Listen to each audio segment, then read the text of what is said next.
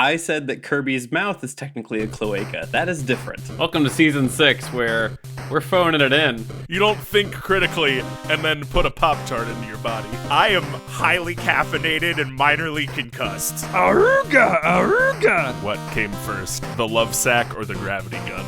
It's my turn to do a sin with Sonic. This is for the freaks. Too much piss. That's the kind of bad decisions we like to hear about. Love me a sleepy ass bat. How much shrimp can you fit in your mortal body? You told me you guys would be cool. That's season 6 intro material right there. Hello and welcome to Debate This, the show where no one is right, but someone is definitely wrong. In this show, we take time out of our busy adult lives to talk about comic books, video games, and how we are just mere days away from seeing MODOK's big old swollen head and tiny flailing man arms on the big screen. And you know, that's a 2023 we can all cheer on. Okay, real quick. We don't know that we get a big swollen head yet. Yeah, we don't know that we get a big swollen head. It's in the trailer. We see the big Is swollen it swollen? head. Yes. Oh, Okay. baby, it's fat. Okay, It's so I don't- fucking fat. Okay. I don't want to talk about this, but I want to talk about it real quick. I did see something. Do you guys put any validity in the theory that that is Yellow Jacket? It is. It's the same. Yeah, actor. it's Corey Stoll. Oh, okay. It's Is that Corey Stoll. that's Corey Stoll? That's just okay. That's I cool. love that. Yeah, man. That is really good. Okay, we can move on. Dude, if you would have told me in 2008 when Iron Man came out that, like, we're going to get the guy that looks like Krang from Teenage Mutant Ninja Turtles in this movie, I never would have believed you. We've come a long way. Well, hey, listeners, it's Valentine's Day here at Debate This headquarters, and love is in the air. We slowly find ourselves shaking the frigid cold of winter for the hopefully optimistic and warmth of spring. No longer are we receiving calls for replacing main characters or presenting bad video game peripherals. No, we're all about the love here. We're turning over a new leaf. We're doing it differently. New year, new us. You know, 2023 will be the year of love. This year we're gonna try. 2023 will be the year of love. And so that is why the execs have called you all in here today. A different team than what we normally call in, I guess. Sure. We're going to fix video games. And we're going to do it with the we best. are. Yeah. Oh, yeah. And we're going to do it with the best weapon we have in our arsenal. A The romance power of option. friendship. Power of No, friendship. close, though, a romance option. Oh. That's right. Today, I'm asking each of you to take a boss encounter and turn it into a romance option. Because that's what Valentine's Day is all about, you know? Is it? Okay. Are you sure? It's something. I think Valentine's Day is mostly about consumerism, if we're going to be honest about it. Hearing only positive affirmation here. This request is going to take a special kind of touch, I think, to get right. So I've invited Andrew Arcade Gannon Henderson, Nice. Matt, the Grim Reaper from The Sims Cole, Okay. Kyle Harvey Harper, That's what they call me. right, to get down and dirty on this one. And you know, since this is such a specific project, I've called in an expert. That's right. Joining us today in this brainstorming session is an expert of all things relationships in video games. We have Jennasis Valeria, the girl who gave the most efficient overview of the broken history of sex in video games at a conference of nerds, aka Jennasis of Two Girls, One Ship podcast. We were fortunate enough to just like cross paths with Jennasis at PRGE, and we're also fortunate enough that she was kind enough to let Andrew get weird with her on her show lately. So Jennasis, welcome to the show. It was a very nice thing. Hi, I'm very, very excited to be here, and it's also weird that I've romanced Matt's middle name, so I don't know how I feel about that. hey, whomst among us hasn't romanced Matt's middle name? I'll unpack that in therapy Right. this weekend. But first, you can romance the Grim Reaper in The Sims? That's a thing? hmm That's the Yeah. least shocking thing that, like, Todd threw out in the opening of this show. Like, of course I you can believe you. of course you can romance the Grim Reaper in The Sims. It's The Sims. Have you played that game? Yeah. I've played one Sims game in my whole life, and it was 15 years ago, Kyle. Oh, no. He's just like an NPC character, right? Well, I mean, No, he can move into your house, and you can definitely woohoo with him and everything. That's so I ended fun. up having Santa Claus's baby at one point. Like, that's how Oh. weird The Sims gets now. So it is just fan fiction. What What a an wild incredible fucking sentence. that was. yeah, all four of your middle names are romance options. The best ones that I could think up off the top of my head Arcade Gannon from Fallout New The Vegas. only four. Yeah, the only four. Arcade Gannon from Fallout New Vegas. Obviously, Grim Reaper from The Sims. Harvey, who is the best romance option from Stardew Valley. Then Valeria is the dagger from Boyfriend Dungeon. Oh, yeah. I did romance her too. Oh, yeah. Oh, absolutely. Good pull on Boyfriend Dungeon. That was a fun game. Yeah, I think they did an expansion. I think there's more weapons. There's more boyfriends to dungeon with. I think you're right. 2 boyfriends, 2 dungeons. Jennasis, we're thrilled that you're here. Why don't you tell us a little bit about yourself, where you're from, what you're doing? Oh, yes, I am Jennasis, the girl whose motto in life is love, laugh, tequila. I am one half of the Two Girls, One Ship podcast, where we analyze, rate, and review all that the world of video game romances has to offer. My partner Vervada and I focus on character and romance analysis, and I don't shy away from exploring the fun of fucking. And V covers the deep emotional connections between the two characters. We use specific in-game dialogue and audio clips that really bring the story to life, enhancing all of your romance experiences. Sorry, I went into my sexy, It was really sexy good. Jen voice on that one. Very good. It's Listen, not it's inappropriate great. for this episode. Yeah. This is going to be one of those weird episodes that when my mom is like, so I listen to the podcast, I'm going to be like, Yeah. yeah, Yeah. no. Yeah, you're not going to be able to look your mom in the eye for a couple days after Oh, this comes Kyle, out. it's been 15 years. I haven't looked Years. my mom in the eye since I played a Sims game, Kyle. Matt's mom, I'm sorry. Since we all collectively had Santa's baby. Having seen Two Girls, One Ship do the live show at the Portland Retro Gaming Expo, ever since then, came up right afterwards, met you all, thrilled that we could connect here. This is definitely a topic that I think you probably have a bit more experience than the rest of us in and have something to say, and I'm excited to get weird with you together. I know you do. I don't know, another Todd. You podcast talked as well. about romancing a bass. A bass. It fish. wasn't a time bass. out. It was a bass fisher, to be fair. Oh, it was a Are you fisherman. Sure, did he really not talk about the fish? I think he talked about the fish. Time out. I remember what I did. It was episode 69. Nice. And I turned a Bass Pro Fishing game into a romance game. And you could romance people in the town. You could also romance the ancient spirit that lived at the bottom of the lake, Gahahuntega. I was And right. So I stand by it. it's a little bit more complicated. Anyway, that's not the point right now. Jennasis, you also have another show that you're part of. Oh, yeah, I do. It is the Cyberpunk Lorecast, where my co-host Toasty and I explore the foundations of the past, the state of Night City today, and the news of the future for all things cyberpunk. So we talk about the tabletop role-playing game, we talk about the video game, we talk about the Edge Runner Netflix series, Oh, cool. all of it combined all together. Nice. That's rad. You're just on podcasts that are collecting cool first names. It's very interesting. Toasty, Bravada, and Jennasis is really quite the troupe. You mean that's not as good as Matt and Kyle? No, Todd, it's not even remotely close to the 4 whitest names you can think of. Yeah, our names are pretty White. terrible.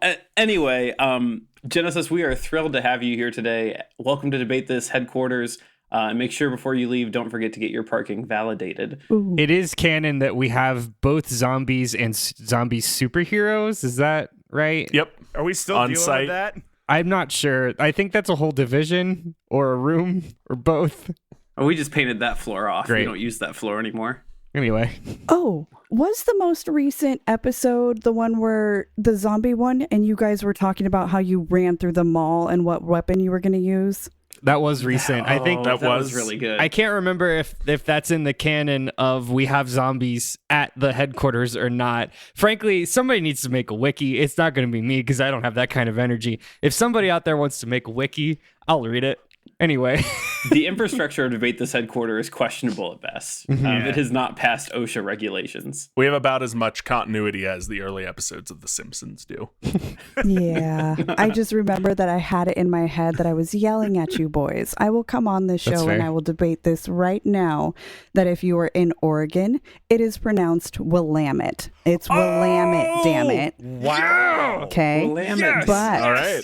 Boy. But What? Andrew, hold your happiness because All I'm right. about to rain on your parade. All right. Yes, give In it to the me. video game that you were referencing to, it is not the Willamette in Oregon. It's actually in the some central state, and they call that the Willamette Mall. All right. So Fine. I'm still taking my W. So we're all right together. yes, And wrong together at the same Yes. time. Well, hey, we are here to do some business. Let's get down to business. We need to think outside of the box, everyone. We've got this deep bench of boss battles, obviously, from all these video games. But today, the only weapon that we need is Cupid's arrow. Why don't you go ahead and share with us, each one of you, what boss battle you're turning into a romance option here today? So, Andrew, why don't you kick us off? Boy, I would love to. I'm so sorry, everyone. Todd, it takes a bold man to attempt to destroy the world by merging his conscience with a massive flying space whale. But Todd, Seymour Guado is more than just a man. You see, Seymour is introduced early on in Final Fantasy X. That's right, kids, we're doing Final Fantasy. Strap the fuck in. Seymour is introduced early on in Final Fantasy X as one of the Maesters of Yevon, which is one of the few high-ranking leaders of Spira's only organized religion and also only system of government. So he's a Pope King or a Bishop Governor. Doesn't matter. A God King. Yeah. Not yet. We'll get there. Wait. But as the story deepens and Seymour's intentions become clear, it's revealed that he is slowly dismantling the theocracy from the inside in a push to become a god king. And of course, drive Spira, the world there, into a total annihilation, etc., etc. Little backstory. Seymour is the only offspring of recently deceased Guado leader Jiskel Guado, a name that you frankly never need to hear again or care about, as well as unnamed human woman. So he is the first half human, half Guado in the royal line of Guado. All of this is incredibly needless because there are like 15 Guado in the whole game, and they all live in this one village named Guado Salam. That's just like a bunch of holes dug out in a cave. Also, they all have the last name Guado, like they're Smurfs, which I find really fun. Is there Sleepy Guado and Worker Guado and Papa Guado. Guadoette? I mean, okay, you're not far off. Those are the NPC blitzball players that you can recruit Great. later. Sure. They're just like Furry Guado, Hairy Guado. Anyway, it's revealed early on, once you get to Guado Salam, that Seymour murdered his father to take his seat as a master of Yevon. And we know that Seymour is bad news because every time he appears on screen, you hear this iconic, sinister theme song, and it's like, you know, it's all minor key, right? Now, obviously, Seymour is a Final Fantasy big bad. Duh. But what makes Seymour different from other Final Fantasy big bads is that he doesn't just start out as a god that we murder using the power of friendship. Rather than throughout the game, you kind of follow him along on his natural journey from a simple religious leader to a fully realized glam rock zombie Power Ranger with sentient crab hand who's flying or riding a flying organic Gundam. Oh, that You know. line. Yeah, that through line. That old trope. Go look up a picture of Seymour Nautilus and Seymour Flux and tell me that I am not spot on. I'll wait. I'll be How here. do I spell this Final Fantasy? Seymore. Thank you. Thank you. Oh. Huh. Yeah, there it is. So Seymour throughout the game defies death the first time that he gets straight up murdered by Yuna and her party members, because you just murder this man in cold blood.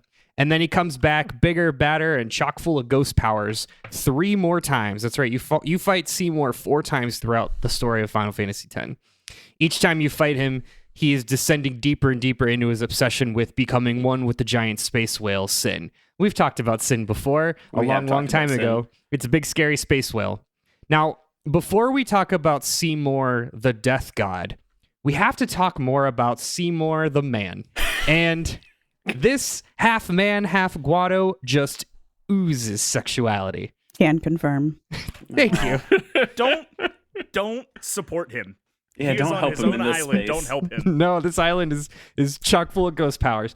Seymour's vibe can only be described as orgy chic, as he is constantly wearing nothing but a long purple robe that's open wide enough to reveal his tattooed chest and shapely gut layered with kind of various wispy hairs, because this is the PS2 era, so you can't really tell if they were like trying to make muscles or just like weird hairs. They look like Homer Simpson hairs. I'm just gonna go ahead and I'm gonna do you all a favor and just get that. A favor? Yeah, get that good A crime. Gonna do everybody a crime. image in here. I'm right that Andrew a minute ago said orgy chic. Orgy Orgy chic. chic. Yes. Yes. Yeah. Yeah, I would Yeah. like to direct everyone's attention to this big purple robe that is constantly mostly open. Yeah. You didn't have to do that. Yeah, He looks like he raided Hugh Hefner's closet. yeah.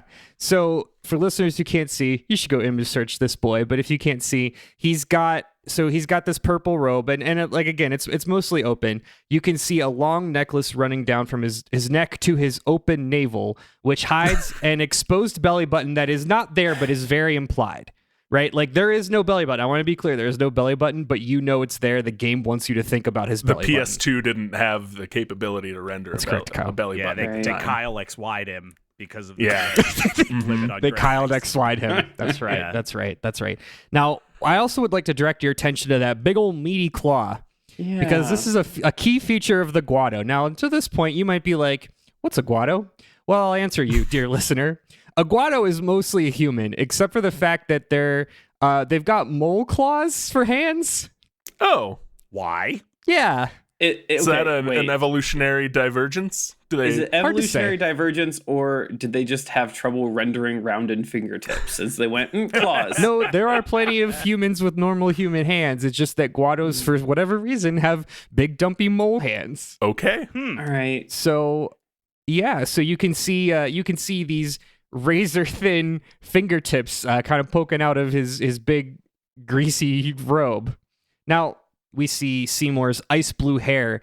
These like kind of strands of hair, sheaths, if you will, of this hair rest atop his head like folded bat wings, because they're just these kind of tufts of hair that just come out and like little lightning bolts. Yeah, he's got that anime antagonist hair that you can only achieve by like spending 5 hours every day to Yep. style your hair before you go commit, I guess, genocide? Is it Yeah, a it's genocide he Yes, does? it's absolutely sure. a genocide. Mm, Now, yes. now you all might take one look at this eligible bachelor and think, ew. But I believe It is what I did. Yeah, yeah. I believe you will all change your tune once this lecherous Lothario jams his tongue down your neck as part of a non-consensual wedding in front of all his weird church buddies atop their sky chapel. Is that a thing that actually happens in this? Jennasis is Yes. nodding to Oh. confirm that this is a thing that happens. Andrew's not alone in defending Final Fantasy anymore. Oh. Yeah, somebody else gets me. That's upsetting. It is upsetting. I've got a lore question, Andrew. Yeah. No, Todd, don't. It's not. I'm worth sorry, it, I have man. to. Andrew, didn't I send Seymour to hell when I was defeating your schoolyard bully with the anima summon? Wasn't that part of the deal? Didn't I damn Seymour to hell? It's very possible. Seymour's already dead is the thing. Fair. So Oh. yeah, that's kind of like his whole thing is that he's a zombie anyway. So So what I'm hearing is Yeah. in the lore of our show, we let this man onto school grounds somehow. That happened. Well, I think I had to damn him to hell to summon anima when we Mhm. were all pretending to be Andrew's dad to beat up his schoolyard bully. that tracks. That's episode 60, listeners. I listened to that one last week. Anyway, do you have anything else to say about Seymour? Can No, I move that's on? that's Seymour. He's gross. Let's move Thank on. God. Okay. Matt, what's the question? Yeah, what boss battle are you turning into a romance option today? Well, Todd, everyone here, look, it's no secret to anybody who's listened to this podcast before. My gaming preferences are unique. Overwatch 2. played... Anyway, I haven't played many RPGs.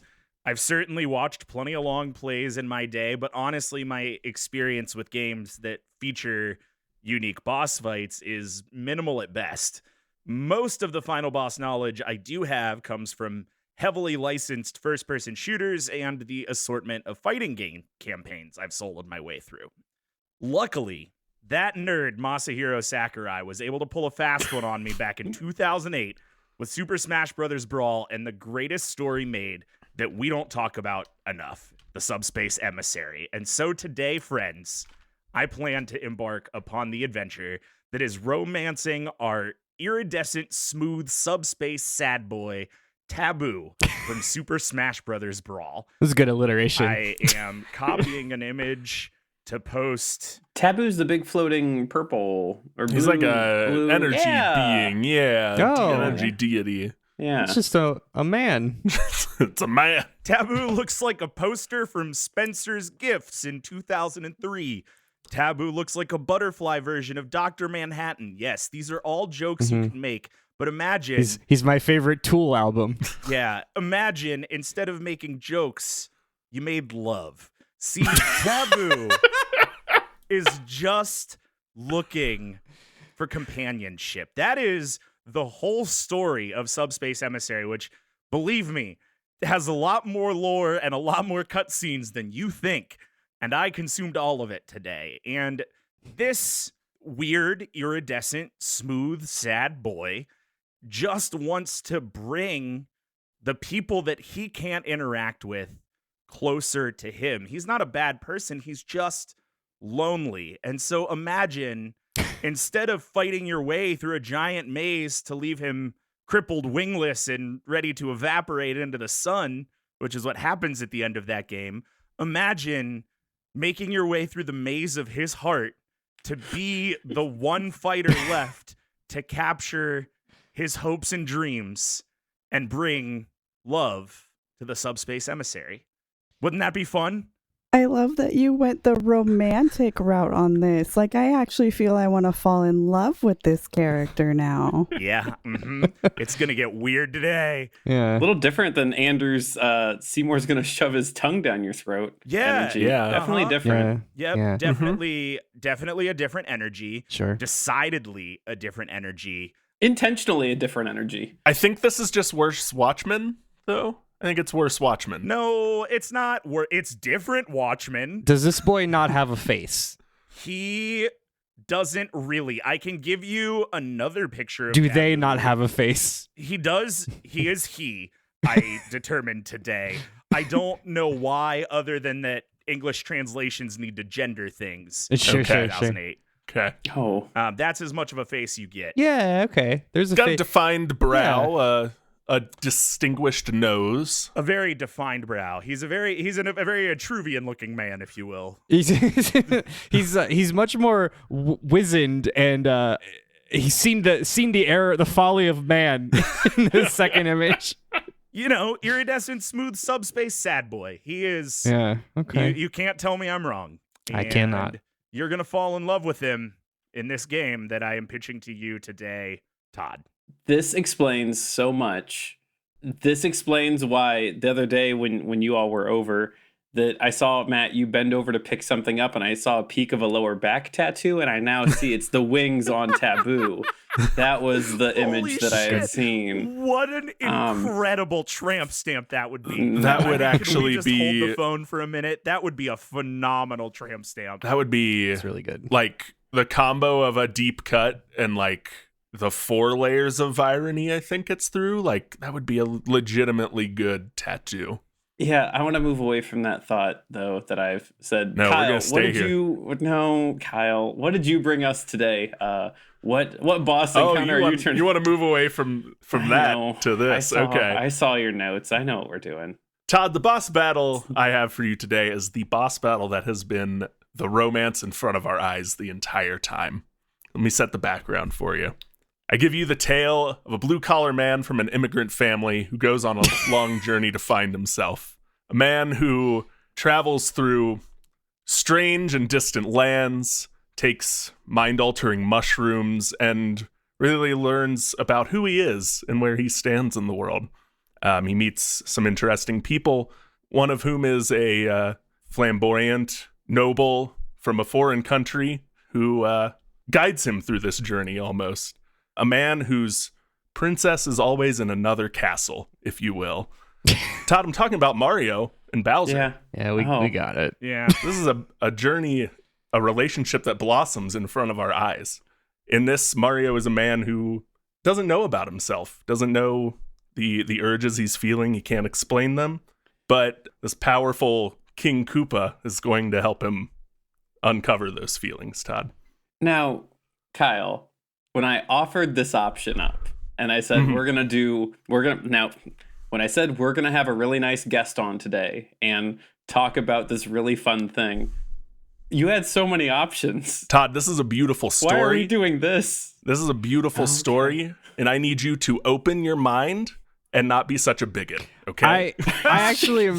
Yeah, same, Todd. Really, grow up. Yeah, okay, Dude, this is a progressive podcast. Yeah. Okay. I'm frankly actually kind of interested in where Kyle goes with this. I don't have a lot of faith in Kyle, to be clear, but I am curious in where he takes this. Yeah. I do want to say that if mine is worse Watchmen, yours is definitely just worse Brokeback Mountain. Like that's what you described here today.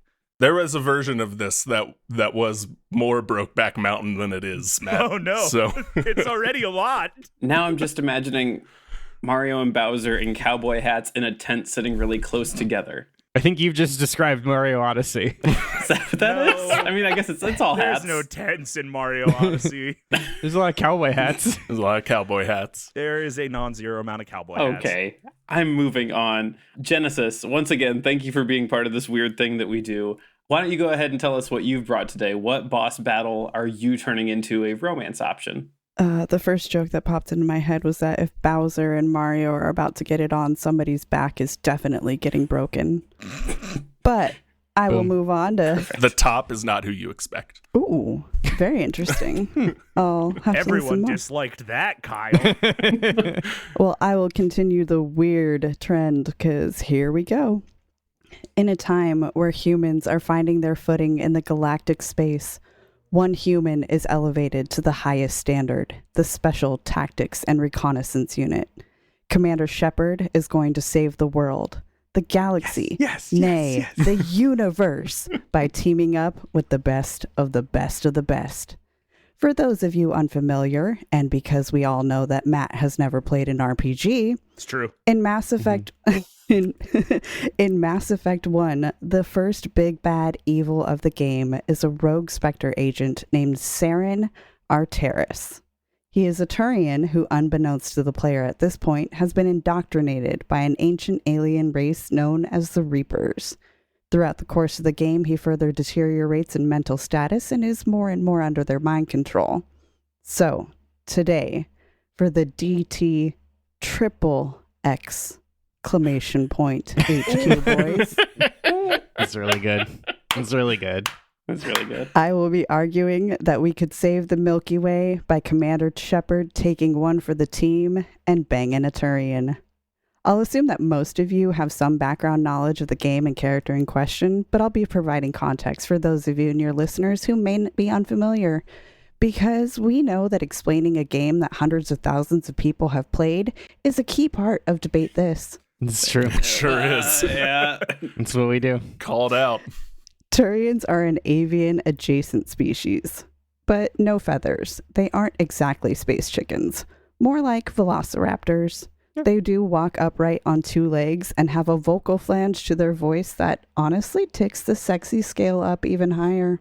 The most popular Turian is Garrus Vicarian. Yeah, he is. Oh, Yeah. okay. All right. I see. I'm back. I get how we got here now. Who, by the way, really, really hates Saren. Saren starts the game in a place of power. He's been a Spectre for many years, and it allows him free reign to travel across the galaxy unimpeded and without restriction.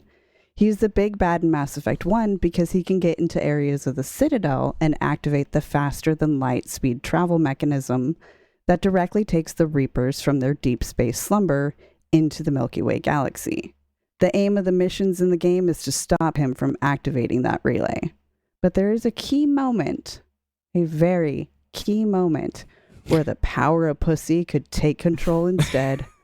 Or even a really good dicking down. I've said it before. Why would an alien care if you have a vagina? A cloaca is a cloaca. That's what they say.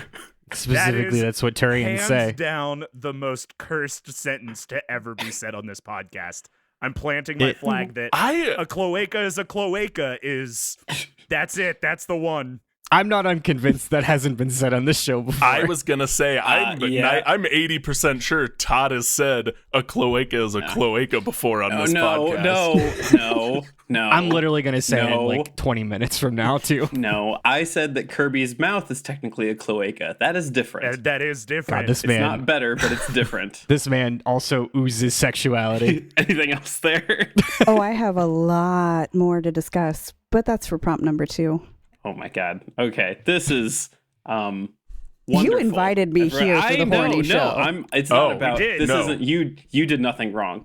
I want to make that clear. Yeah. Yet. Yes, this is all us. I want to say that Saren looks like he's got sugar daddy vibes. I'll throw it out. Mhm. Like, yeah.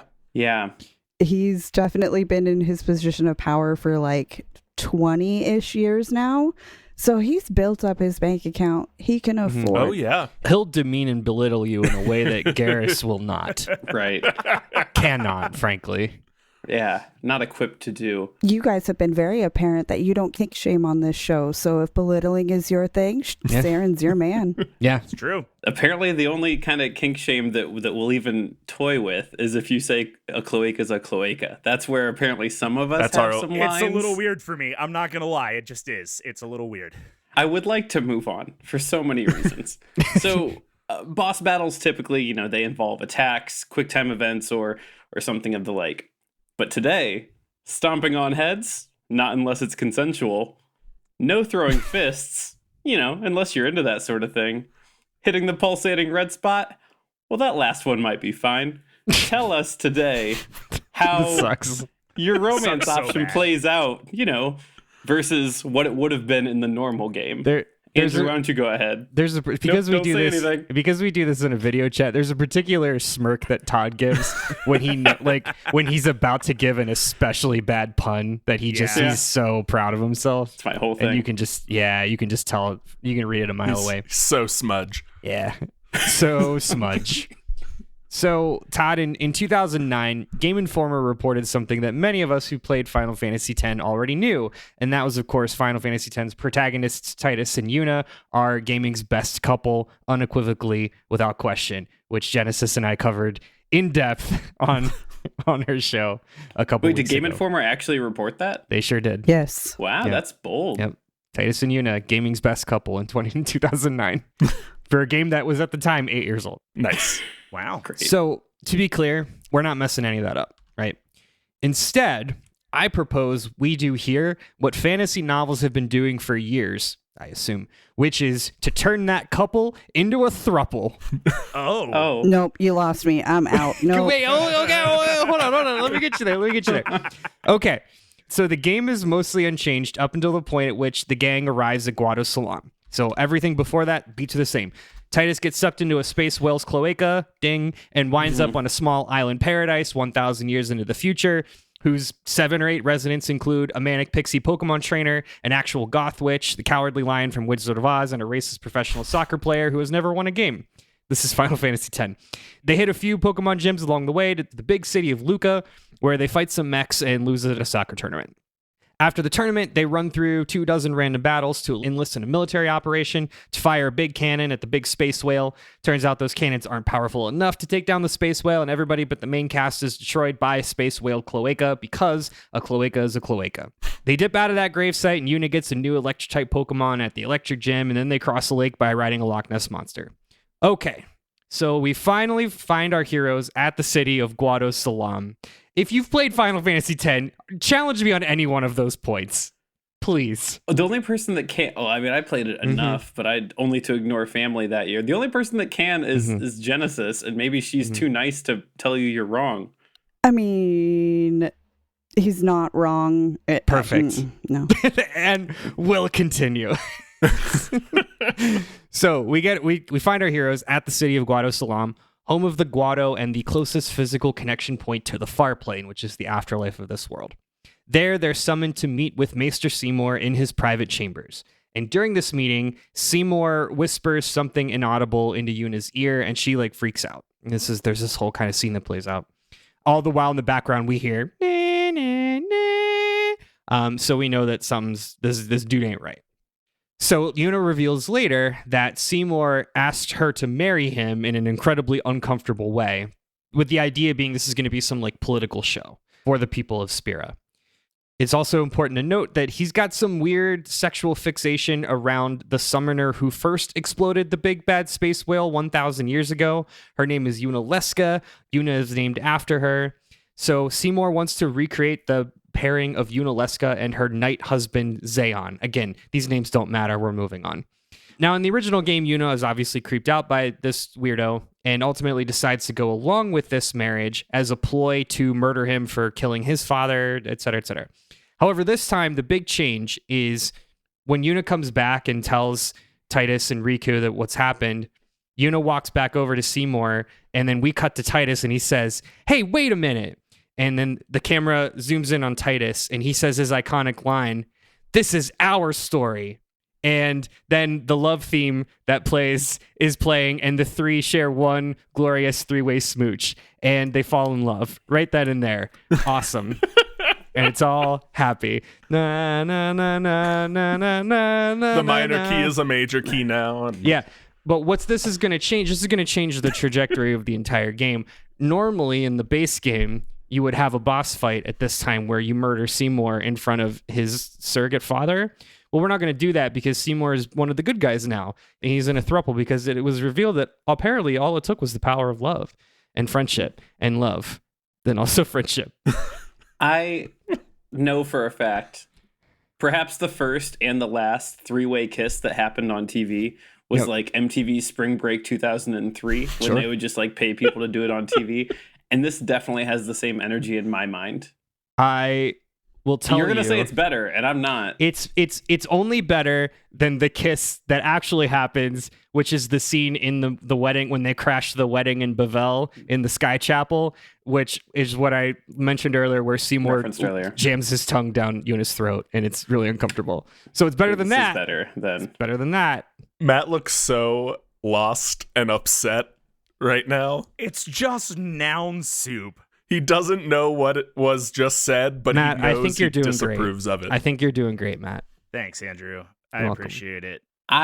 Thanks. Want to move away from the triple kiss. Me too, Todd. You put the word thruple in the note. I saw it coming right before you said it, and it's menacing to look at. It doesn't have to be. It can be wholesome. I gotta say, I don't have any data to back this up. I feel like not many thruples are triple kissing. I feel like that's not a thing thruples do. Well, this is one time, Kyle, obviously. Okay. We have to save time because Jennasis has her hand the raised. cutscene budget is only so much. Yes, Jennasis. As the resident sexpert, I do have a lot of thoughts and feelings on thruples and three-way kisses, but then I have to explain the whole difference between a polyamorous relationship and polycules and who gets to date who. But that's a tangent for another day. We'll save that for the post show. What if one of the three of the triangle was a half mole person? Does that change anything? Yes or no? No, because you can date a furry and have the rules still be the same. Okay, well, that's fair. Seems really, really fair. Matt, I want to move on to you for many reasons. Yeah, tell us how this plays out. What does this look like? Okay, so unfortunately, like Andrew, I feel like I need to give you at least a little backstory about what we're doing here. Why? Because Subspace Emissary is the campaign story mode of like the second least popular Super Smash Brothers game. I assume people are not super familiar with the story. Okay, long story short, there's this place called Subspace. Doesn't matter why, but it exists. It's a different universe. And Subspace is embodied by this shiny boy named Taboo, who we talked about in the last question, and we'll talk about again very soon. So, for whatever reason, Taboo can't leave the subspace zone. Why is never stated. He just can't. He can't. That's where he exists. But he wants companionship because he's lonely, because it's just him in subspace. And so he's like, I'm going to go find me some friends and invite them to my subspace that I can't leave because I'm under subspace arrest. And so seems nice. Yeah, right? He brings all of his friends. He does a battle world. He does a battle world. Kyle, you got it. He does a battle Great world. job. So Thanks, buddy. Kyle gets it. Kyle gets it. Let me add to the notes. Does a battle world. Okay, so anyway, Great. he brings everybody together in subspace, which in the game is like kind of not great because he destroys the world while he does it. And he convinces Ganondorf, Wario, and Bowser, because they're the bad guys in that game, to like The baddies. turn everybody else into statues, because apparently in Super Smash Brothers lore, and much like what Andrew said, this is game canon, you can't be mad. In Super Legally. Smash Brothers lore, subspace is concentrated primordial energy. And that concentrated primordial, Obviously. right, as one does, Mhm. that Yeah, concentrated inarguable. primordial energy comes from the body of Mr. Game & Watch. Now, in this world, Mr. Game & Watch is not like one person, it's a species. He is There are Legion. They're Mr. Much Games like the and Watch. Guado. Yes, yeah, it's Mr. Game & Watch, the Guado of the Nintendo canon. Anyway, so it's this primordial ooze made of Mr. Game & Watch, and for whatever reason, you can condense somebody down to their primordial ooze if they are turned into a statue. Again, this is game canon. So, in the game, Taboo's like big scary power is he can flap his butterfly wings, and it turns characters into statues, which he can then melt down to siphon off their primordial goo, creating more subspace and more. Matt, this is worse Phyrexians. Kyle, I knew These it. are I worse knew you and Phyrexians. we're there. We're right really there. So vibing. I anyway, hate this. in this new game, And you watch. get to the final. Oh, sorry. Let me finish. Good. You hit me with Game & Watch and it derailed my thought. What Anyway, is going on? you get to the final battle, and Taboo turns people into statues when his butterfly wings flap, and they're like, oh shit, how are we going to beat Taboo? And in comes Sonic and cuts off Taboo's wings. It's game canon. Yep. Game canon. Bet you're wondering It was how in I his got here. contract that he had to. And so now Taboo can't turn anybody into statues anymore. And in the main game, that's where the big fight begins. But, Todd, this is a romance game. Mhm. And we're here to romance Taboo. We're not here to defeat him. And so what the player goes into now, as opposed to your traditional boss battle against Taboo, which is really difficult, you are actually going to be assisting with the creation of Taboo goo in a different way by posing as statues. And it's going to be a number of QuickTime events to hold different poses to impress Taboo, at the end of which he will pick his favorite. Are you proposing a mini game where you strike sexy poses to arouse this trapped primordial man? Yeah, you got it. You nailed it, Kyle. That's exactly what I'm proposing. Just getting that clear. Cool.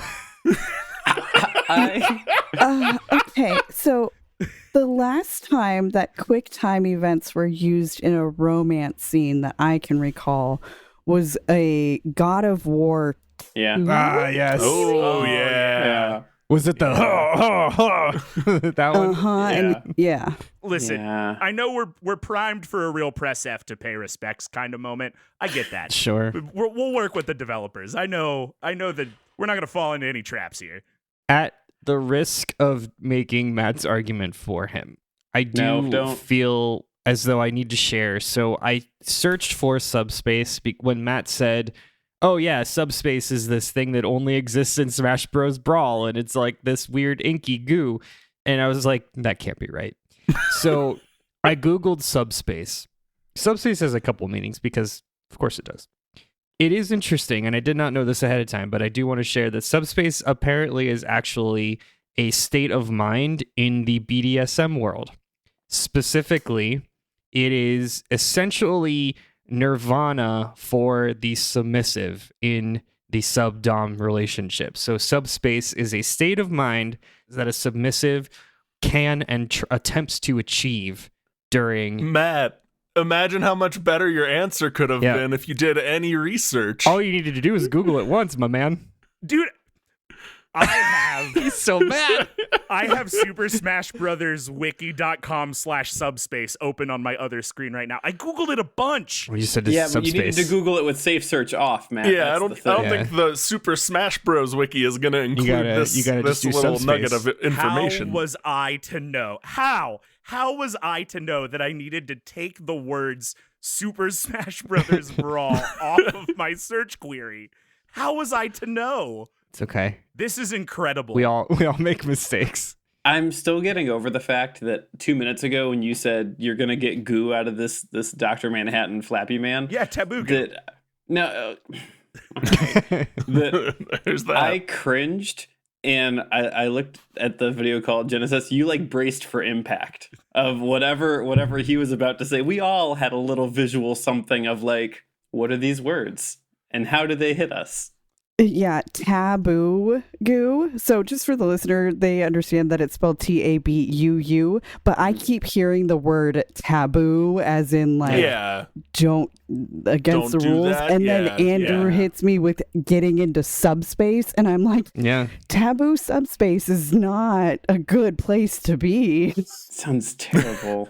It is certainly a category, but what I am here to say is that we are creating a game in which taboo goo will be some sort of resource that you have to manage. And also, now that Andrew has turned me on to the definition of subspace, You're welcome. I am going to talk a lot about the chains of light that taboo has in following questions. So thank you, Andrew. Ooh.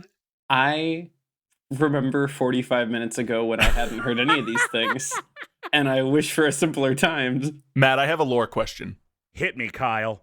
Can I logic out through the transitive property then that every Mr. Game & Watch is taboo come? Okay. Anthropomorphized? Same question. So that's a really interesting question, and I think No, that it's we're kind not. of into the like chicken egg theory here because Yeah. Well, a the cloaca way- is a cloaca after a all. cloaca is a cloaca. The way that the wiki reads makes it sound like subspace only exists because of the primordial goo found within Game & Watch. Is Game & Watches? Games & Watch? Games and watch. Are It's you like telling Attorneys General. me taboo is trapped in a world of his cum? Maybe. Matt literally just told you we're trying to figure out which came first, Kyle. So I don't know what to tell you. I don't know if Todd This knows is what terrible. I know what I did. He knows I what would he like to did. move on. Kyle, please. I'm so sweaty. Yeah, Kyle, save us from this or whatever. I'm swimming from one deep end of the pool to a different, somehow worse deep end of the pool. Slightly All right. warmer. And deep what's end. that pool filled of? It's not Jennasis, no. Taboo goo, apparently. Yeah. Is the goo spelled with two U's as well? Yeah, It sure is. Yeah. It is Alright. now. Not Sorry, to be go ahead. confused with the stuff you have while you're running. That's just one U. Anyway, Kyle, yeah.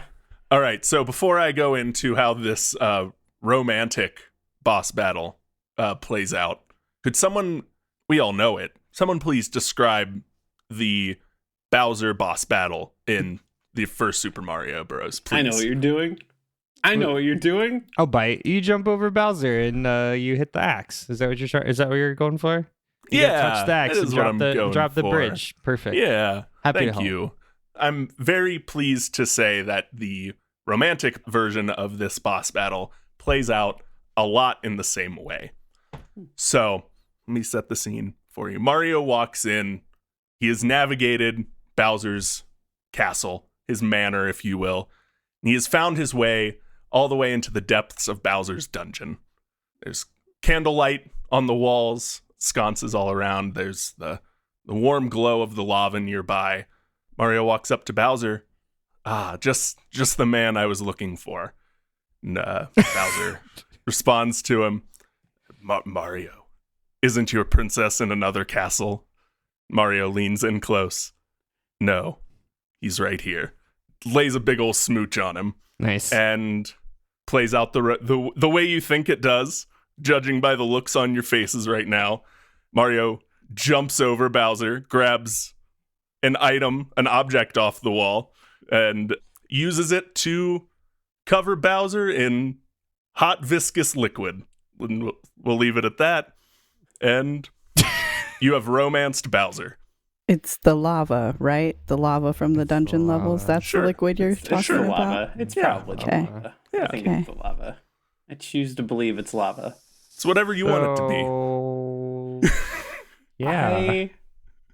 I hate it. Good. Great. Mission I- accomplished. Well, Yeah. I've got thoughts that I'll save for the post show that I do not want to say here. But that was really something, and I want to turn to Jennasis to take us away from this moment. I am not going to make it better. Oh no. But okay. Oh, no. I see Shepard turning on the sex appeal on Vermeer. Vermeer is a planet where Saren is building a clone army, and the only way to stop this is to nuke the base.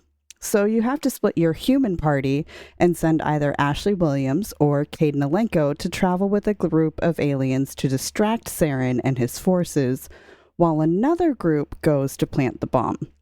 And then, in one of the most debated decisions ever in Mass Effect, you have to choose to either save Ashley or save Caden while you fight Saren. Can we ask who? I mean, I think I know the answer. Who do you save? Like me personally, Yeah. it depends on the run. Yeah, Gotcha. it really Who do you it save, depends on Todd? who I'm romancing. I think I saved Ashley. I thought Caden was kind of a wuss. I never jived with Caden. Maybe I'm wrong. Maybe it's bold. No, it's because Caden is the same voice actor as Karth in Old Republic. Yes, it is 100% that That's more why. than anything. It's game to game trauma. Sorry, this isn't the question. I'm This sorry. is different. A great post show. We can argue about Caden versus Ashley there. Great. Right. It is time for Todd to hand over the crown of weird boners. Strap in, strap up, and strap on, boys. I'm about to do what I do best and describe a romance culmination scene. Hell yeah. Wonderful. Let's do it. If Shepard were to take the first fight scene and instead go with the idea that the power of Punani can win the day, which, sorry, Andrew, was my nickname in college, not yours. What I see instead of fighting the final evolution of a Jurassic Park velociraptor on his green goblin-like platform disc board, Shepard instead walks out onto the battlefield and begins stripping off armor. No enemy would ever do this, and it catches Saren off guard. He floats back down as Shep begins to reveal more and more skin. Listen to me, Saren. There's always another option. There's always another way. You may want an army, but what I have is even better. And with either a high enough Paragon or Renegade score, the sight of your toned and tight body, the seductive voice of Shepard, and the pure voyeuristic hedonism of fucking in front of two armies while a primed nuclear device beeping in the background, it breaks Saren free of his indoctrination. The distraction is long enough that Saren is so intrigued, so enamored, so into Shepard, that after a really good session of vitamin D, he decides to leave the side of the Reapers and joins Shepard's crew on the Normandy. Hell yeah. Incredible. I thought we've been doing this podcast for a while. I don't think we've ever referred to a sex as a good dose of vitamin D. And that feels like a real missed opportunity on our part. Yeah. So I'm appreciative that you brought that. We've dropped the ball here. so We've to never speak. we've also never referred to it as a sex before.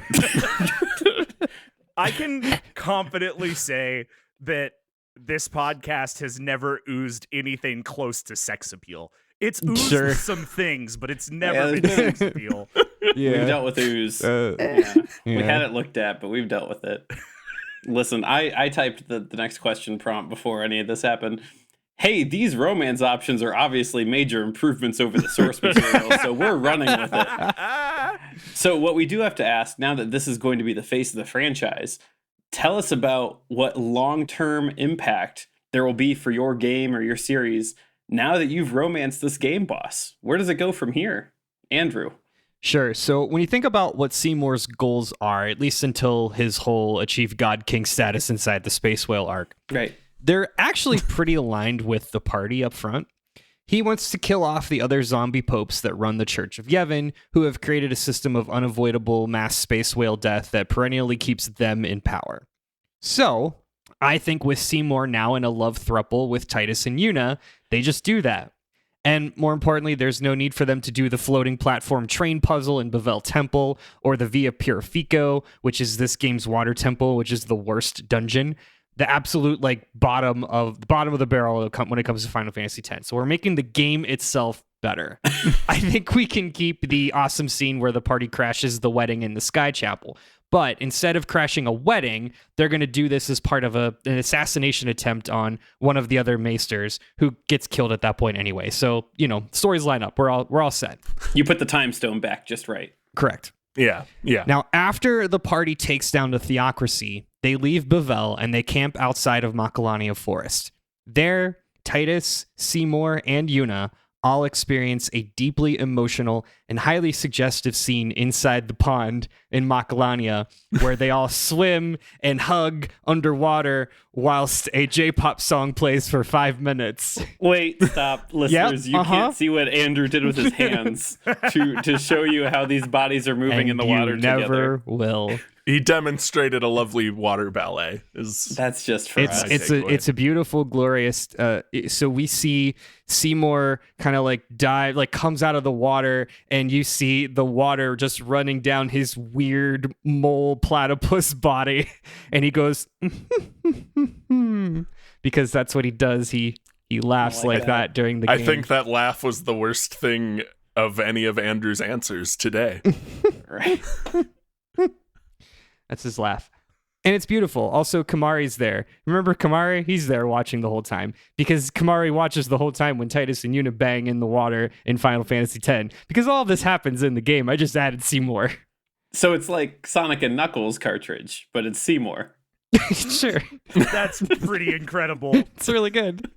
All right, so let's wrap this up. By pulling Seymour into the good guys using the powers of love and friendship, Titus and Una force him to see the error of his ways, and they all learn together that they can end Spear's suffering once and for all by flying a spaceship into the mouth of the space whale and blowing it up from the inside. Because, of course, the space whale, say it with me, was actually the avatar of Titus's estranged dad the whole time. A cloaca is a cloaca. Exactly, Matt. And so, when the gang finally kills Titus's space whale dad, they all stand atop of their spaceship to watch the sun rise over a new day in Spira. Titus, Una, and Seymour all share a beautiful thruppleistic embrace. And we see Titus start to... A group hug. Thruppleistic embrace is what I said. They didn't... Oh my god. I'm going to ask here all on of out- my poly friends how often they group hug now. I was thinking the reverse. From here on out, you just refer to every group hug as a thruppleistic embrace. Yeah.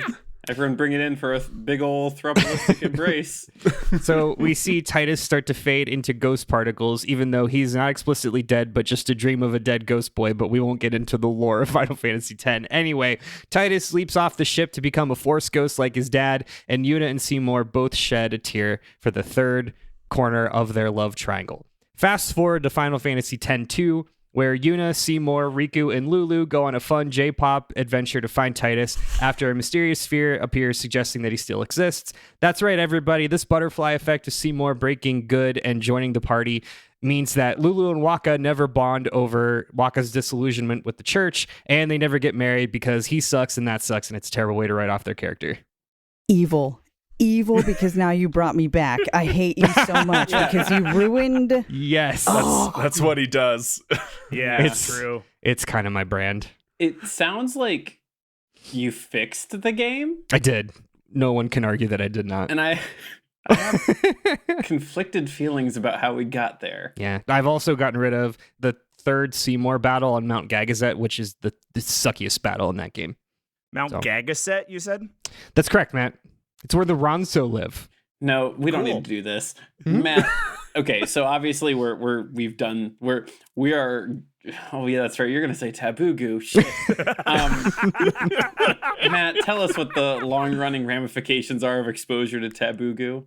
Well, Todd, you see, Subspace Emissary was never touched on again after Super Smash Bros. Brawl, except in Super Smash Bros. Ultimate with the introduction of spirits.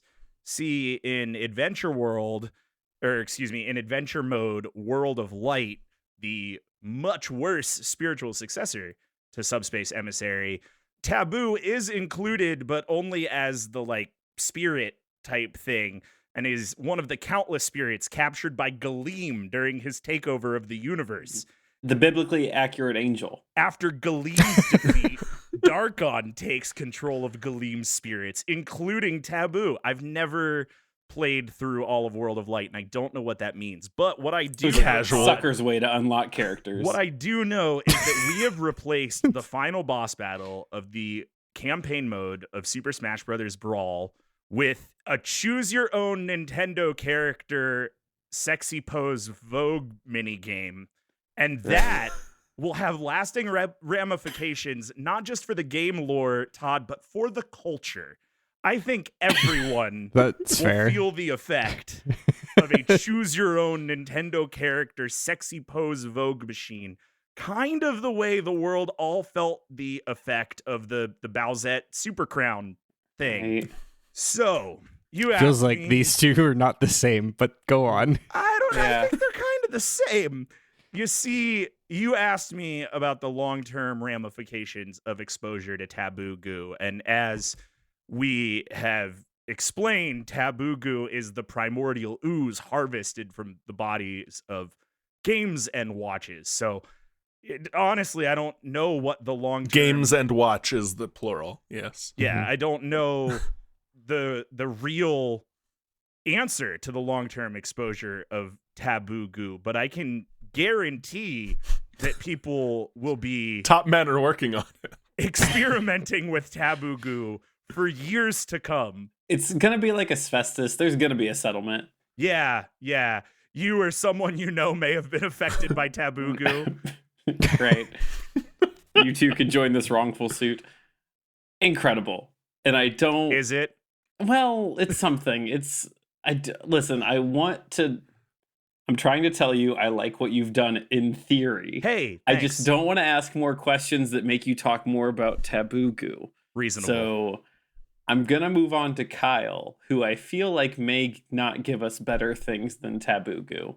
Actually, Todd, my responses get wholesome from here. Oh, that's quite refreshing. We're the aftercare portion of Kyle's AO3 post. As I said in my first answer, I truly believe this is how the Mario and Bowser story was meant to be told from the beginning. It is not a tale of man conquering monster, but a tale of love that had to be shrouded in metaphor and imagery to get it by the censorship and culture of the 80s when it came out.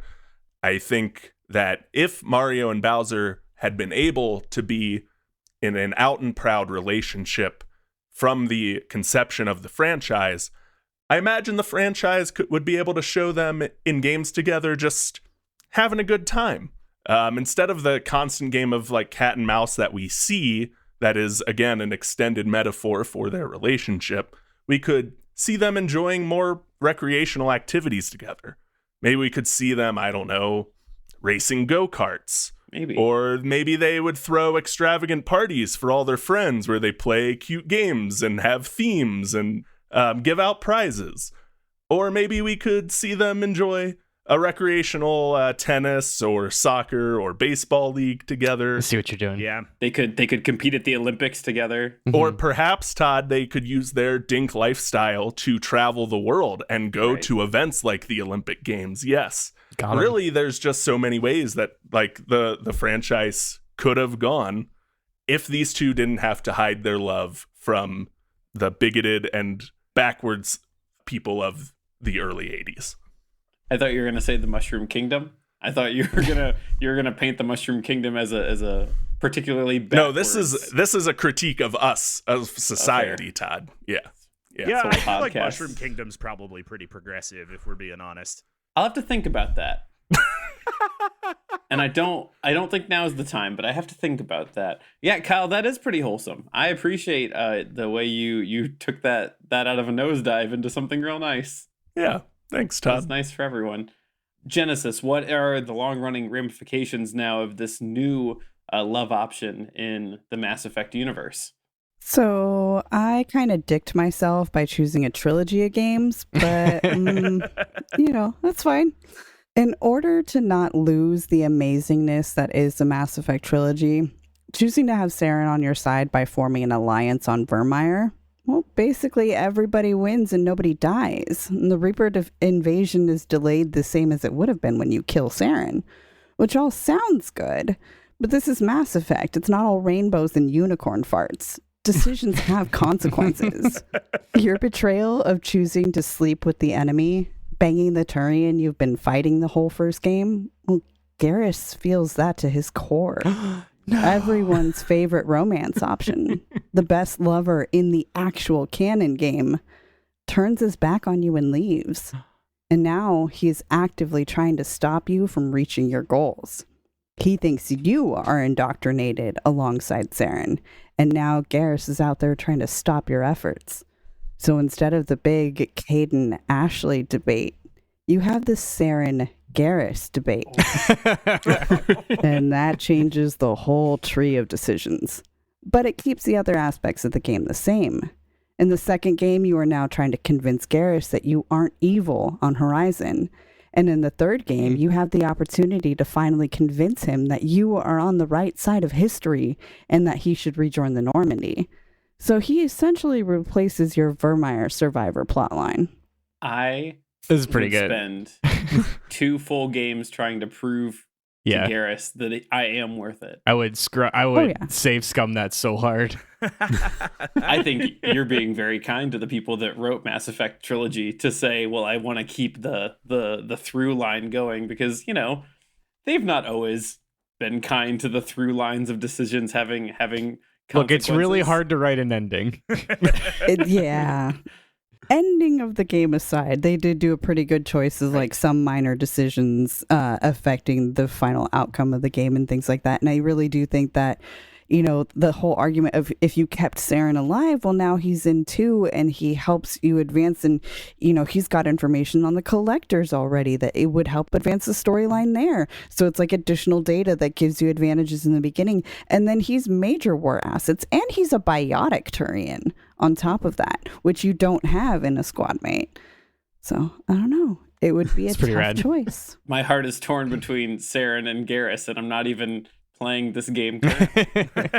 So this is all very good, what we've been given today. And I do have to make a decision, but before that, I've got a super secret bonus question. So we have made your games, and people love the games. However, the internet, as they tend to be, they're mad about this change, but not for the reason that you think. The internet actually shipped your protagonist with a totally different character from your franchise. So what I need to know is who is that character and how will our game designers work that character into a future release or a DLC update for this game series now? And I'll get that answer after this break. Hey guys. Hey Andrew. Hey Andrew. Do you want to know what I did the other night? Less now with that tone of voice you have. Yeah, our pregnant pause makes me think no, but you're going to do it anyway. So I'm going to do it anyway. So my wife is out of town. A great start. Yeah, and it was Saturday night.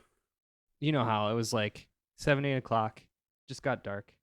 So I was like, I put on some candles, opened a bottle of wine, closed the blinds, and I shaved my balls. Go on. I shaved my balls, and it was great. It was quite the experience. Shaving my balls is always such a tenuous and tedious task. How did you make a full evening activity out of it? Well, one, I would recommend opening a bottle of wine. Alcohol and sharp objects around my junk is not my idea of a good time. My balls drunk. I'm constantly worried about nicks and snags. Well, I'm not saying drink the whole bottle, you monster. So before I continue talking about my dick and balls, I do want to note that support for Debate This is brought to you all today by Manscaped, who is the best in men's below-the-waist grooming. Their products are precision-engineered tools for your family jewels. That rhymes. Yeah. It does. It sure does. The reason why I lit some candles and poured a glass of wine was because they sent us Lawnmower 4.0s, and I really enjoyed my experience with the Lawnmower 4.0, which was, this part was not meant to be as sexual as it is coming, but I'm gonna keep going. You're gonna keep mowing? I'm gonna keep mowing. But for real though, so I used the toner, the ball toner, and I out loud, completely unprovoked, in a completely empty house, yelled, "My dick smells like sandalwood." Why did I do that? I don't know. I had been drinking, but maybe it was because that ball toner smelled so goddamn good. What I'll add is, as a longtime personal user of Manscaped products, I bought my first trimmer in 2017, and the 4th generation lawnmower, it's real good. It's got that good advanced skin safe technology. It keeps you from getting as many nicks and snags, and helps with ingrown hairs. It's a great little tool for your tool, family jewels. I feel like that joke's already been made. For your most precious content. Oh, that's a good one too. Manscaped's Performance Package, the ultimate men's hygiene bundle. Join over 7 million men worldwide who trust Manscaped with this exclusive offer just for you and everybody else listening to me and my 3 best friends talk about our balls. 20% off. Best friends is a little much. Yeah, okay, that's fair. 3 people I know talking about our balls. That's better. 20% off and free worldwide shipping with the code DEBATETHIS, all one word, at manscaped.com. And if my math is correct, that's about 14 million balls. That's a lot of nards. It's a lot of balls. And they all smell like sandalwood. Right. And we're back. As a reminder, the internet, they are happy with the game choice that you've made to take the game in this direction. However, they're not happy with your love interest. They've shipped a different one. So who is that character the internet has shipped your protagonist with, and how are we going to get them into a future release? We'll go ahead and start with Andrew. Sure. So there is a rumored Final Fantasy X-3, which already sounds not like nonsense. Wait, Andrew, is this a bit? No. Are you being real? No, it's real. Yeah, this is legit. It never happened, and people still think it's going to happen to this day. Now, there's a lot of theories on like what it actually is, but in this particular, now I'm doing it a bit. Now, what we know is ... One of the other things that came out of Final Fantasy X-2 is a throwaway line that maybe suggests that Final Fantasy X shares the same universe with Final Fantasy VII, which until that point was like pretty unheard of. These are all of the Final Fantasy games are supposed to be like their own universes, aside from the ones that are direct sequels, which is why there are direct sequels. It doesn't matter. Let's move on. So, Final Fantasy X-3, the core mechanic is in the trailer release is ascending from the heavens, we see a shadow, and the background music, bum, bum, bum, bum. That is the theme song for Sephiroth, who is Final Fantasy's other shirtless god king himself, holding a big old stupid sword and also having anime hair. And Sephiroth comes down with his one wing because of that Tetsuya Nomura designed him. And we hear, and then he and Seymour just fucking bang. They just bang. Just bang. Yeah. The whole game is just Seymour and Sephiroth team up, and they're just 2 sweaty dudes with big anime swords that you gotta fight because everybody loves Sephiroth. That's my answer. It's Sephiroth. We can move on. We don't need to unpack that. People would buy that game. I'm sure it already exists. I'm sure I could find 20 different clip arts of that. So Their hair mingling together looks really, really pretty in my head. yeah. The latest iteration of Sephiroth in like the remasters and the Final Fantasy VII remasters, his hair is so long it goes down to like his ankles. And he's got this like long silver hair. Something artsy will be done with that. Yeah. You don't have to like it. He rarely is wearing a shirt. This is fun. 2 shirtless guys. Yeah. Being bros. Shirtless guys with just extreme hair. exploding planets and smooching. And really big swords. Real big really swords. big Yeah, swords. Yeah. not subtle. Yeah. Well, Seymour has a lance, Okay, so different, but not wrong. big lance. Okay, Matt. So, Todd, I'm sure that everyone on this call has played at least one Super Smash Brothers game, and you're probably thinking to yourself, look, I know who the boss of Super Smash Brothers is. It's Master Hand. How the shit haven't we talked about Master Hand? Well, you see, How the shit haven't we? Master Hand belongs to our iridescent, shiny subspace sad boy in kind of like a subby puppy sort of way. See, Master Hand is controlled by I didn't like subby Taboo puppy. I didn't like with that. golden chains of Matt's light opened up Urban Dictionary now. throughout He's moved. the whole game. And I'm pretty sure the internet would love to see a tattoo goo hullabaloo between Taboo and Master Hand. Somebody take his mic away. Matt, the real ones know it's Crazy Hand. Yeah, well, Crazy Hand wasn't in Subspace Emissary, so, you know. Yeah, Kyle. Oh, Yeah. Yeah, so it's Got Crazy me. Hand was too askew to produce tattoo goo. Taboo goo. taboo. I'm lost in my lost in my page of words that rhyme with goo. Somebody turn Great. his internet off. You know what? Honestly, great. Yeah, please, Jen. No, I'm broken at the Master Hand being the puppy master. Oh my god. The subby, The subby sub- puppy. the subby puppy. Yeah. Subby puppy. Yeah. Yeah. Mhm. Mhm. Yeah, I don't like that. Said No, that with it's my bad. human mouth today. Yeah. All right, Kyle. How do you like this Live time with like yourself? these? No, well, that it's times like these that make me want to do. What is that Jim Carrey movie in 2003 with Kate Winslet where they erase his memories? Oh, Eternal Sunshine of the Yeah, Spotless I would Mind. like to. I would like to Eternal Sunshine myself from this night. Yeah, we're all leaving this Mhm. podcast a little different than we entered into it. Everything Our changed. our friendship has changed. Yeah. Kyle, what do you got? And do you have to promise that you're not going to say subby puppy? I will not say that say. 5 times fast. I will I not. won't. So, Todd, Mario franchise is a long-standing franchise. As such, we are aware the fans have shipped Mario with just about everyone besides Bowser, and including Bowser. But Mario in the fan space has been shipped around, so to speak.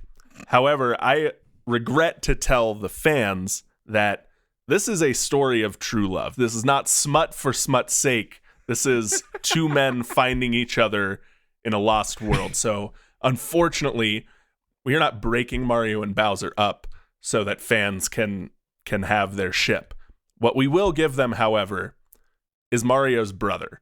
Luigi is not tied down and therefore is free for fans to explore all the potential relationships that they want to with the other Mario brother. And that is why, Todd, we will be remaking and changing drastically Luigi's Mansion. I thought you were going to say Bowser's Inside Story, and I got upset.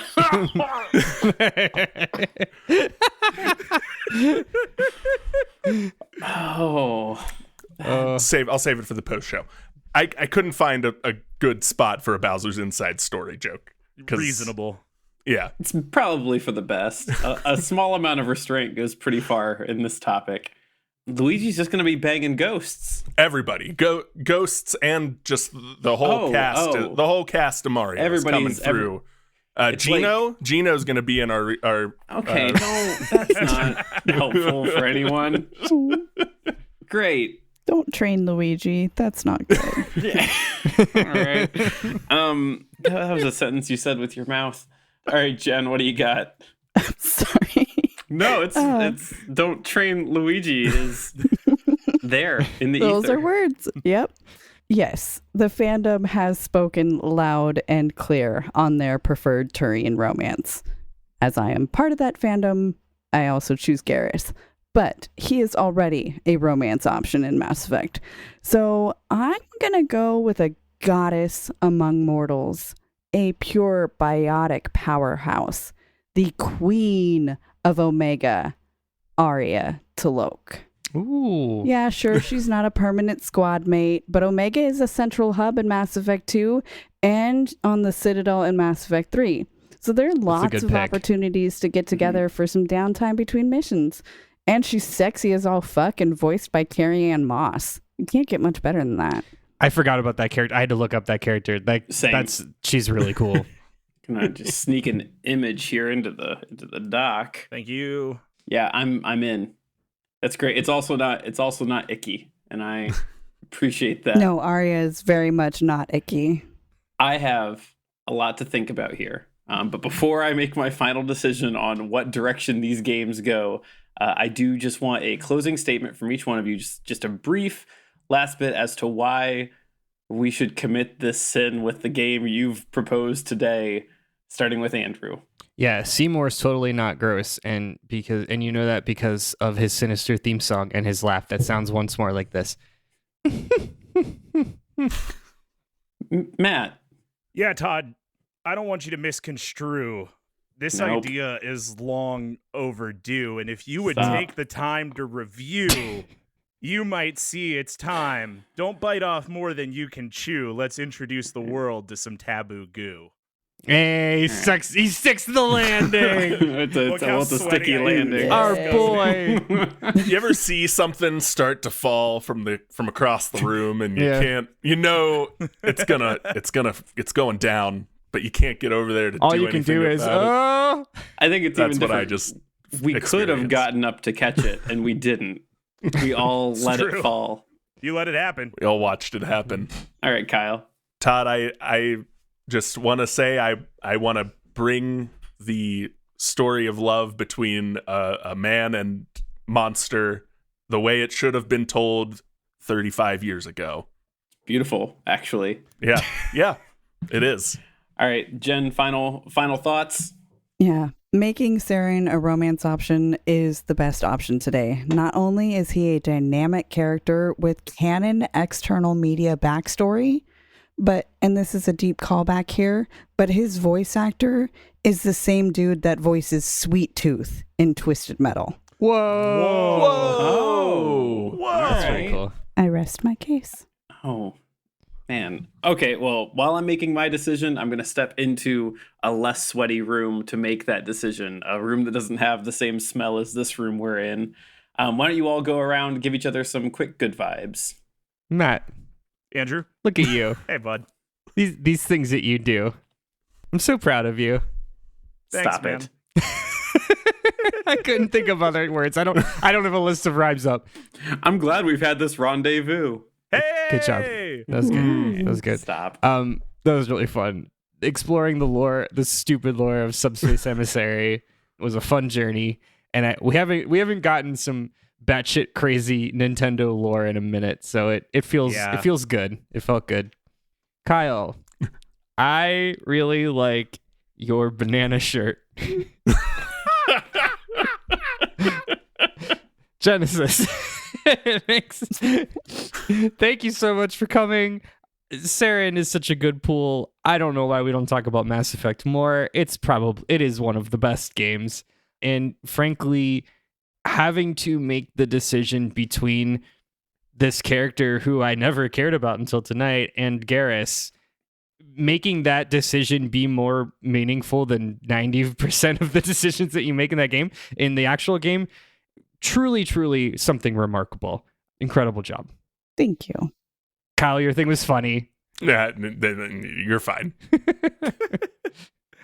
Andrew, you accosted me with proper nouns Yep. this week, and I don't want to look you in the eye and tell you that I followed it because that would be a lie. It's However, fine. It's not for you.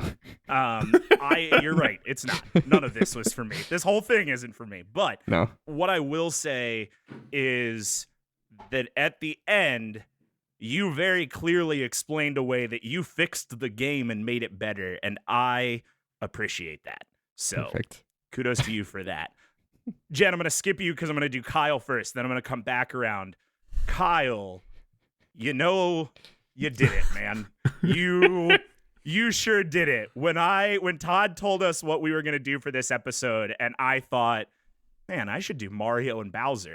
And then I looked at the doc and saw you did Mario and Bowser. I'm happy. Congratulations. Thanks for doing it. It was horrible, and I hated every second. Jennasis, the ongoing joke of this podcast is that we invite guests who are way more apt to talk about the topic that we are talking about than we do. And I don't know if it has ever been more clear than in this episode here that we were out of our league when it comes to doing a sex, as Todd would put it. So thank you for everything you brought to this podcast today. It was great and much better and more thought out than anything that we constructed, and I applaud you for that. Thank you. Andrew, I also got lost in the noun soup that you made today, but you definitely showed a Final Fantasy character that I can see people lusting over, and I think you did it. When you fixed the game, both people who played Final Fantasy nodded along with you, so I'm inclined to believe you did in fact fix the game. So good job there. Cool. Matt, when you came into our Discord chat an hour and a half before we started recording and said, guys, I don't have anything. I didn't think your response today would end with 5 rhymes in a row to land on Tabugu, and yet here we are. So good work. You also did it. Thanks, man. And Jennasis, I will echo what everyone else has said. You came here, you schooled us. We've been out-filthed, and thank you. That is such an amazing compliment. Thank you. Oh, and you guys, thank you so much for having me here tonight. This has been amazingly fun. Andrew, I understood all of your nouns and the verbs that you used. So congratulations and good job on that. The idea of a throuple instead of just kicking Titus to the curb. Very well done. I appreciated that. Matt, I am like the one person out there in the universe who has never played a Smash Brother game. Whoa, crazy. Yeah, so, but when I looked at Taboo online, I was like, that would be my tramp stamp. I love this character now, and we're going to research him. So thank you for bringing that into my world. And I don't know, I might be able to find a copy of Smash over at my brother's house, and we'll go play it or something. Brokeback Bowser is something that is in my head now. Yeah. I have played every iteration of the Super Mario Brothers games, and it is very much going to change the way that I play it, but maybe in a good way now. Yeah, so, I hope thanks. so. Yeah, glad to. Thank you. I think they're just working through stuff, you know? Yeah. I have made a decision. Oh my God. Wow. Right. I'll just roll through this. Gonna start, Andrew. It's not you. I can't believe that. I'm not expecting to be first, but I'm really upset that I'm last. I gotta agree with Andrew here. I'm shocked that he was out first. Well, I'm gonna shatter the fourth wall a bit more. You're all 3 on the same level, and Jennasis wins. All right, so well, that's fair. Well, obviously, you all collectively brought different ideas that are different. And what Jennasis did is Jennasis is taking us to a new area in outer space, the Bone Zone with Saren. And I can appreciate that because it's special and it's nice. Do you guys think if they released a game called Mass Effect, the Bone Zone with Saren, do you think it would sell a lot of copies? I would buy it. I think it would sell out. I think they would find a way it would sell out digital copies. They would run out of digital copies to sell. I would buy the day one DLC. I'm now Googling the Bone Zone. I don't know what it's not put on safe search. Anyway. If there's not a podcast called The Bone Zone out there, we've failed as a community. Yeah, 100%. Plenty. I'm sure that's a Barstool Sports podcast. Oh, gross. Okay, I'm ending this. Hey, everyone. Thanks for listening to Debate This. You can follow along with the arguments on Twitter, Facebook, and Instagram at Debate This Cast, or on our website at debatethiscast.com. Jennasis, once again, congratulations on winning this debate. You just schooled us with everything, and thanks so much for being on the show today. One more time, if people want to find you, they want to hear more from you, where should they go? Yeah, so both of my shows are part of the Robots Radio Network. It is a conglomerate of about 50 different podcasts that are all nerd-based podcasts. There's Resident Evil, Legend of Zelda, the MCU movies. The girls are on there, as well as the Cyberpunk, Witcher, Mass Effect. If you love a video game franchise, there's probably a podcast about that on the Robots Radio Network. At robotsradio.net, you can find all the shows on there. But of course, again, my two shows are Two Girls, One Ship, about video game romances, and then Cyberpunk Lorecast, all about cyberpunk.